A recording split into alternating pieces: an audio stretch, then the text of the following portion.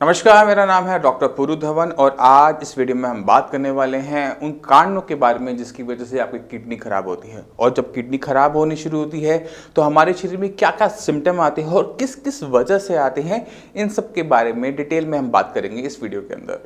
जब भी किसी पेशेंट की किडनी खराब होनी शुरू होती है, उसको चिंता सिर्फ एक चीज़ की हो रही है कि उसका क्रिएटिनिन बढ़ता जा रहा है। ट्रीटमेंट ले रहा है, मेडिसिन खा रहा है, फिर भी क्रिएटिनिन बढ़ता जा रहा है। वो क्रिएटिनिन क्यों बढ़ रहा है उसको जानना बहुत ज़्यादा ज़रूरी है कि किन वजह से आपकी किडनी को नुकसान पहुंच रहा है। तो किडनी फेल होने के पीछे जो कारण है वो लिमिटेड है, 5-6 कारण है, उसको हम डिटेल में बात करेंगे। तो सबसे ज़्यादा हमें कारण देखने को मिलता है वो है बढ़ा हुआ ब्लड प्रेशर आपका। जब किसी का भी ब्लड प्रेशर बढ़ता है तो क्या होता है कि ब्लड किडनी के अंदर बहुत तेज़ी से एंटर करता है। अब जब वो ब्लड तेज़ी से एंटर करता है तो जो आर्टरी और वेन जो ब्लड अंदर किडनी के अंदर लेके जा रही है उसको भी हाई ब्लड प्रेशर का सामना करना पड़ता है। और बाबा ब्लड प्रेशर की चोट से, जब आपका दिल धड़का, ब्लड अंदर गया तो यहाँ पर चोट लगती है और एक ही जगह पर बार बार स्ट्राइक करने की वजह से वहाँ का जो टिश्यू है वो हार्ड होना शुरू हो जाता है। और जब वो हार्ड हुआ तो क्या हुआ कि जो उसका साइज था, जो आर्टरी का साइज था वो श्रिंक करना शुरू कर देता है, जिसकी वजह से जो ब्लड जा रहा था पहले प्रॉपर 100% वो डिक्रीज हो जाता है 90% तक। अब ये जो 10% का जो ब्लड उसमें अंदर कम गया किडनी के अंदर, इसका मतलब है कि 10% ऑक्सीजन, 10% न्यूट्रिशन किडनी को कम मिला, जिसकी वजह से किडनी का साइज श्रिंक होना शुरू हो जाता है। इसी तरह से डायबिटीज़ में क्या होता है कि डायबिटीज़ में जब भी आपकी शुगर लेवल 180 या 180 से अबव बनी रहती है तो किडनी को एक्स्ट्रा काम करना पड़ता है उस एक्स्ट्रा शुगर को बॉडी से बाहर निकालने का, क्योंकि अगर वो शुगर आपकी बॉडी में बनी रहेगी तो बाकी आपके जितने भी ऑर्गन्स हैं उनको नुकसान पहुंचाना शुरू करेगी। दूसरा एक और चीज़ होती है कि इतनी हाई शुगर लेवल वाला ब्लड जब किडनी में एंटर करता है तो किडनी सेल्स को वीक भी कर रहा है और किडनी से एक्स्ट्रा काम भी ले रहा है। दोनों वजह से असर पड़ने की वजह से किडनी अपनी धीरे धीरे फंक्शनिंग होना शुरू करती है। इसी वजह से पेशेंट जो डायबिटिक होते हैं उनमें किडनी फेलियर देखने को मिलता है। तो ये दो वो कारण थे जो 80% किडनी फेलियर केसेस को जनरेट करते हैं। बाकी जो 20% होते हैं उसमें आईजी नेफ्रोपैथी होती है। आईजी नेफ्रोपैथी के अंदर हमारी इम्यूनिटी है, हमारी इम्यूनिटी का एक हिस्सा आईजी इम्यूनोग्लोबिन आपकी नेफ्रॉन्स के अंदर जाके डिपॉजिट होना शुरू हो जाता है। मान लो कि ये मेम्ब्रेन है जो खून को साफ करती है, इसके ऊपर अगर डिपॉजिट्स होने शुरू हो जाएंगे तो क्योंकि ये इम्यून सिस्टम का हिस्सा है तो यहाँ पर क्या करता है वो इन्फ्लेमेशन, सूजन तैयार कर देता है। अब आप खुद सोचिए कि अगर आपके हाथ पे, पैर पे कहीं पर भी सूजन आ जाए, क्या वो काम कर पाता है? नहीं कर पाता ना, वो परेशानी में रहता है। इसी का असर आपको देखने को मिलता है आईजी नेफ्रोपैथी का। आईजी नेफ्रोपैथी में जब आईजी इम्यूनोग्लोबिन मेम्ब्रेन में डिपॉजिट हुए, ये इन्फ्लेम्ड हो गई और इस मेम्ब्रेन ने काम करना कम कर दिया या बंद कर दिया, जिसकी वजह से आपके क्रिएटिनिन लेवल बढ़ने शुरू हो जाते हैं, यूरिन के अंदर प्रोटीन आना शुरू हो जाता है, जस्ट बिकॉज क्योंकि आपके बॉडी के अंदर जो आईजी इम्यूनोग्लोबिन है वो किडनी पे डिपॉजिट हो रहे हैं। इसी तरह से पॉलीसिस्टिक किडनी एक और कंडीशन होती है जो कि जेनेटिक डिसऑर्डर है।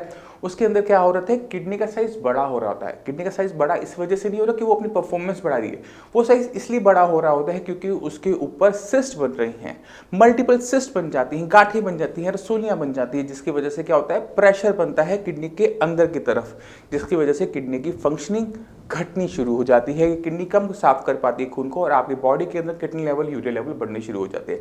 तो ये मेन वो मुख्य कारण है जो किसी की भी किडनी फेलियर पेशेंट के अंदर हमें देखने को मिलते हैं। अब सवाल ये उठता है कि जब भी आपकी किडनी की फंक्शनिंग पर असर आना शुरू होता है तो बॉडी में से वेस्ट मटेरियल बॉडी से बाहर नहीं जा पाता, क्रिएटिनिन पूरी तरह से बाहर नहीं जाता, यूरिया बाहर नहीं जाता, ये बॉडी में एक्यूमुलेटेड रहते हैं। तो ये वेस्ट मटेरियल, जब आपकी बॉडी में वेस्ट मटेरियल इकट्ठा होगा तो वो अपने हिसाब से आपकी बॉडी में सिम्टम लेकर आता है। जितना ज़्यादा जोन सा आपका वेस्ट मटेरियल बॉडी के अंदर है उस हिसाब से आपकी बॉडी में सिम्टम देखने को मिलते हैं। अगर आपको स्किन पे रैश देखने को मिलता है, मसल्स में क्रैम्प देखने को मिलता है, तो ये किसकी वजह से हो रहा है? ये क्रिएटिनिन की वजह से हो रहा है। अगर आपको नोजिया देखने को मिलता है, नींद बहुत ज़्यादा आ रही है, घबराहट ज़्यादा हो रही है, वॉमिटिंग हो रही है, थकावट बनी हुई है, ये इस वजह से हो रहा है क्योंकि आपकी बॉडी के अंदर यूरिया के लेवल ज़्यादा बने हुए हैं। अगर आपका हीमोग्लोबिन डाउन होना शुरू हो गया है तो इसका मतलब ये है कि किडनी जो हार्मोन बनाती है एरिथ्रोपोइटिन, जो कि खून बनाने के लिए बहुत ज़्यादा जरूरी है, अब उसकी प्रोडक्शन भी कम हो गई है।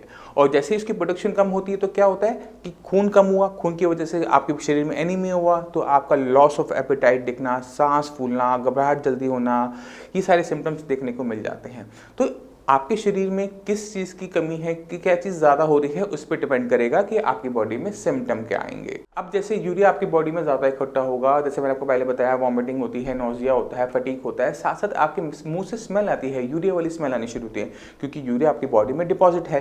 यूरिया बॉडी में ज़्यादा होगा तो एक चीज़ और होती है कि आपका मुंह का जो टेस्ट है वो मेटालिक होता है, ऐसा लगता है जैसे मुंह में किसी ने लोहा रखा हुआ है, तो हमेशा ऐसे स्मेल आती रहेगी और आपको टेस्ट आता रहेगा। ये इसलिए हो रहा है क्योंकि आपकी बॉडी में यूरिया ज़्यादा है। तो जो भी सिम्टम है किडनी फेलियर में डिपेंड करता है कि आपकी बॉडी में चीज़ क्या हो रही है। अब अगर लेग पे स्वेलिंग आ रही है तो लेग पे स्वेलिंग इस वजह से आ रही है क्योंकि बॉडी फ्लूइड को प्रॉपर तरीके से बाहर नहीं निकाल पा रही। अब प्रॉपर तरीके से नहीं निकाल पाएगी तो जितना एक्स्ट्रा पानी आप पी रहे हो वो आपकी बॉडी में डिपॉजिट हो जाएगा, और वो कहाँ डिपॉजिट होगा, आपकी लेग के आसपास होगा, इसलिए लेग स्वेलिंग आपको देखने को मिलती है, फेस पे पफिनेस देखने को मिलती है। अब जब किडनी की नेफ्रॉन्स पर असर पड़ रहा है, नेफ्रॉन ठीक तरीके से काम नहीं कर पा रहे, खून को साफ नहीं कर पा रहे, तो उसके साथ एक दिक्कत और होती है कि जो प्रोटीन बॉडी में रहना चाहिए था, बॉडी में स्टे करना चाहिए था, वो भी बॉडी से बाहर जाना शुरू होता है, जिसकी वजह से यूरिन में झाग आनी शुरू होती है, यूरिन बबली होना शुरू हो जाता है। और ये सबसे पहला सिम्टम होता है जो मोस्ट ऑफ द पेशेंट को, किडनी फेलियर के पेशेंट को सबसे पहले देखने को मिलता है कि जब वो यूरिन करते हैं तो ऐसा लगता है जैसे सर्फ का पानी वो कर रहे हैं, बिल्कुल जैसे झाग सी बन जाती है। तो ये एक सिम्टम, सबसे पहला सिम्टम है जो हर किडनी फेलियर को पेशेंट को अपने अंदर देखने को मिलता है स्टार्टिंग स्टेजेस के अंदर। तो ये तो बात होगी कि क्या रीजन होते हैं किडनी फेलियर के और क्या सिम्टम जनरेट होते हैं और क्यों जनरेट होते हैं। अब चलते हैं किडनी फेलियर के ट्रीटमेंट के बारे में। किडनी फेलियर के पेशेंट के साथ सबसे बड़ी दिक्कत ये हो रही होती है कि वो सारी की सारी मेडिसिन खा रहा होता है, एलोपैथिक मेडिसिन ले रहा होता है, मगर पेशेंट के जो लेवल्स हैं वो कंट्रोल भी नहीं होते, वो बढ़ते चले जाते हैं। अब यहाँ पर आपको सोचने की ज़रूरत होती है कि ये क्यों हो रहा है। अगर आप किडनी फेलियर के पेशेंट हैं, अपनी जो प्रिस्क्रिप्शन है, अपनी जो मेडिसिन हैं, आपको अपने सामने लेकर आओ और एक एक मेडिसिन को खुद ब खुद इवेल्यूएट करने की कोशिश करो। किसी डॉक्टर की आपको ज़रूरत नहीं है, खुद ब खुद उस काम को करो, क्योंकि जब आप उस काम को करोगे तो आपको उसके अंदर गलतियां नजर आएंगी। आप बीपी के मेडिसिन ले रहे होगे, अगर आपको शुगर है तो शुगर की मेडिसिन ले रहे होगे, हो सकता है कोलेस्ट्रॉल की मेडिसिन ले रहे हो सकता है कि आप कैल्शियम और विटामिन डी ले रहे हो सकता है आप एरिथ्रोपोइटिन ले रहे हो खून बढ़ाने के लिए, मगर आपको अपने किसी भी मेडिसिन के अंदर ऐसी मेडिसिन नहीं मिलती जो किडनी पे डायरेक्टली काम करती हो, जिसकी वजह से क्या होता है कि मेडिसिन खाने के बावजूद भी आपके लेवल बढ़ते चले जाते हैं, क्योंकि कोई अटेम्प्ट ही नहीं किया जाता एलोपैथिक मेडिसिन के अंदर कि आपकी किडनी पे थोड़ा सा भी काम किया जाए।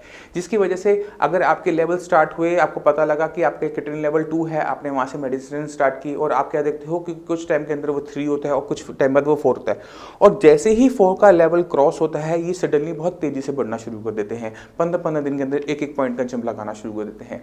ये इस वजह से क्योंकि किडनी फेलियर के पीछे जो कारण था, जो रीज़न था, उसको कंट्रोल नहीं किया गया। जो आपको मैंने कारण बताई, ये जो कारण होते हैं, अगर कोई किडनी फेलियर का पेशेंट या कोई डॉक्टर सिर्फ इन कारणों पे भी काम कर लेता है तो कम से कम इतना तो हो जाता है कि जो स्पीड है उसके बढ़ने की वो स्लो डाउन हो जाती है। तो सबसे पहले कोई भी काम करना है तो हमने काम करना है किडनी फेलियर के कारण के ऊपर, रीजन के ऊपर। तो सबसे पहला काम बीपी कंट्रोल करेंगे, शुगर कंट्रोल करेंगे। अगर हमें आईजी नेफ्रोपैथी है या पॉलीसिस्टिक किडनी है तो दोनों की जो पीछे रीजन है उन पे काम करेंगे। दोनों जेनेटिक डिसऑर्डर है बट उन पे उनको मैनेज किया जा सकता है। जैसे ही आपका जो रीज़न है, कॉज है, वो कंट्रोल में आ जाता है तो किडनी के पास अब कोई ऐसी चीज़ नहीं बचती जो किडनी को नुकसान पहुंचा रही हो, वो अब फर्दर नुकसान से बच जाती है। तो इसका फायदा क्या होगा, जो किडनी लेवल है आपका स्टेबल रहना शुरू करेगा, और एक बार वो स्टेबल हो गया वहीं से तो आप उसको नीचे लेकर आ पाओगे। अब क्या काम करना है, हमने अपनी किडनी की फंक्शनिंग पे ध्यान देना है, क्योंकि क्या हुआ, नुकसान की वजह से किडनी की फंक्शनिंग हुई, मगर किडनी के पास एक खूबी है। किडनी के पास खूबी क्या होती है, अपने फंक्शंस को बढ़ा लेने की।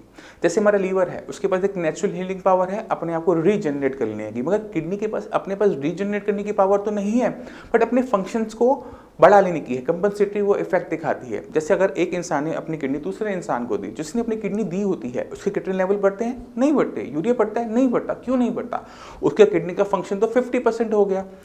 ये 50% जो किडनी उसके पास बची है, जो सिंगल किडनी बची है, वो अपने अंदर इस तरह से चेंजेस करती है कि वो 100% काम कर पाती है। हर किडनी फेलियर के पेशेंट के अंदर हमने इसी किडनी की खूबी का इस्तेमाल करना पड़ता है, मगर इस खूबी को इस्तेमाल करने के लिए किडनी को कुछ सर्कमस्टांसेस चाहिए होते हैं। किडनी को पहले जो नुकसान हो रहा है वो नहीं चाहिए, जो नुकसान हो चुका है that's a different thing, but और नुकसान ना हो। तो सबसे पहला काम हमने क्या करना है, कॉज पे काम करना है, जो किडनी को नुकसान पहुंचा रहा है उसे कंट्रोल में करना है। दूसरी चीज़ क्या करनी है किडनी की फंक्शनिंग जब आपने कॉज हट गया तो अब आपने क्या करना है, किडनी की फंक्शनिंग बढ़ानी है। और जैसे ही कोई भी किडनी फेलियर का patient kidney function restoration treatment use करना शुरू करता है तो क्या होता है कि किडनी की अपनी फंक्शनिंग बढ़ाती है। जो 30% 40% काम कर रही थी वो सडनली 50 60 70% करना शुरू करती है, जिससे क्या होता है किडनी बॉडी से बाहर जाना शुरू करता है। और वो फंक्शनिंग हमने अब क्या करना है, थर्ड स्टेप के अंदर बना के रखनी है, उसे छोड़ना नहीं है। वो काम करती रहे तो उस पर हमने काम लेते रहना है, जिसकी वजह से क्या होता है कि किडनी लेवल, यूरिया लेवल आपके लोअर साइड जाना शुरू कर देते हैं। पेशेंट को डायलिसिस की जरूरत खत्म हो जाती है क्योंकि किडनी को और नुकसान नहीं हो रहा। पेशेंट को ट्रांसप्लांट की जरूरत नहीं पड़ती क्योंकि किडनी को और नुकसान नहीं हो रहा और किडनी अपने आप सेल्फ सफिशिएंटली काम कर रही है। तो ये बहुत ज़्यादा इंपॉर्टेंट चीज़ें होती हैं जो हर किडनी फेलियर पेशेंट को समझना चाहिए कि वो क्या कर रहा है और क्या गलती कर रहा है। अगर आपके लेवल बढ़ रहे हैं तो कहीं ना कहीं गलती हमारी ही होती है, हमने ही उसको ध्यान नहीं दिया, हमने ही अपनी नॉलेज नहीं ली कि किडनी फेल क्यों हुई, किस वजह से, कौन सी मेडिसिन खा रही है तो क्या काम कर रही है, उसके बारे में हमें डिटेल नॉलेज हर किडनी फेलियर पेशेंट को होना जरूरी है। अब मैं चाहता हूं कि आप साइंस इंजीनियरिंग के कुछ पेशेंट से मिलें, कुछ रिपोर्ट सीखें। उनको देखने के बाद आपको बहुत क्लियर कट आइडिया मिल जाएगा कि साइंस इंजीनियरिंग किडनी फेलियर की कंडीशन के अंदर, किडनी फेलियर की फील्ड के अंदर क्या काम करती है। आज हमारे साथ किडनी फेलियर पेशेंट हैं जिनका नाम है श्यामल। श्यामल जी की जो एज है 50 ईयर्स के हैं। ये मेरे पास आए थे 1 जुलाई को। 1 जुलाई को इनका जो क्रिटिकल लेवल था वो था 6.2। 20 दिन का ट्रीटमेंट हुआ। हाँ जी। फिर क्या लेवल पहुंच गया आपका? 4.7। 20 दिन में आपका पहुंचा। अब आपको जो आपको 20 दिन में ट्रीटमेंट हुआ, आपकी बॉडी में आपको क्या चेंजेस नजर आते हैं? काफी बदलाव है। कैसे बदलाव, क्या बदलाव महसूस हुआ? एक तो गिरा पड़ा रहता था। अच्छा। अब मैं उठा हूँ, एनर्जी आ गई थोड़ी थोड़ी। ठीक है। और एकदम सारा सही नहीं हुआ, लेकिन भूख लगनी शुरू हो गई है। ठीक है। थोड़ी थोड़ी भागदौड़ शुरू हो गई है। तो 20 दिन की ट्रीटमेंट के अंदर ना सिर्फ क्रिएटिनिन डाउन हुआ, बॉडी में एनर्जी आई, यूरिया कम होने की वजह से भूख खुलनी शुरू हो गई। तो डॉक्टर ने आपको क्या बोला था हॉस्पिटल में? डायलिसिस। तब आपके लेवल क्या थे? तब 6-7 के आसपास थे। तो डॉक्टर क्या बोल रहे थे, किस वजह से किडनी खराब हुई? उन्होंने कुछ नहीं बताया आपको। आप ठीक लग रहा है आपको? हाँ जी। खुश हो रिजल्ट से? हाँ जी। अब तो टेंशन नहीं है किडनी खराब हो जाएगी। ठीक है।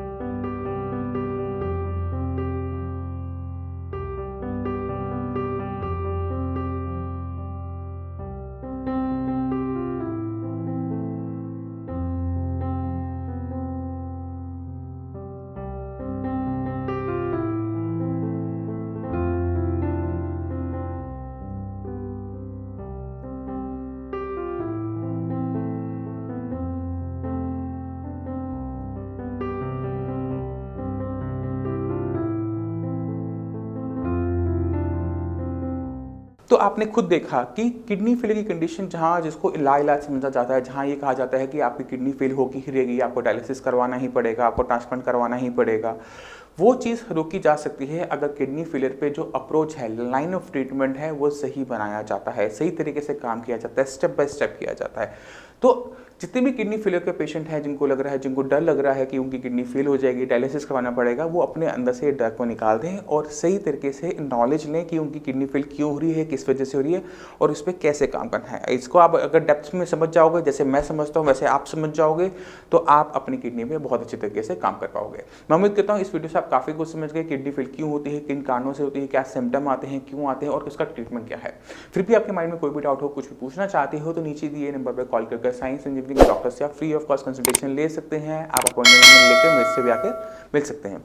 अब इसी के साथ आपसे भी चलने के आगे चाहूँगा। मिलते हैं अगली वीडियो में, तब तक के लिए धन्यवाद।